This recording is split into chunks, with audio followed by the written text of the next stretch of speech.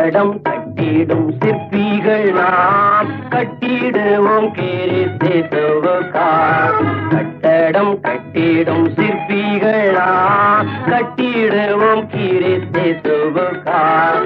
சுத்தியல் வைத்து அடித்தல்ல, ரம்பத்தால் மரத்தை அறுத்தல்ல. சுத்தியல் வைத்து அடித்தல்ல, ரம்பத்தால் மரத்தை அறுத்தல்ல. கட்டடம் கட்டிடும் சிற்பிகள் நாம் கட்டிடுவோம் கிறிஸ்துவுக்காய்.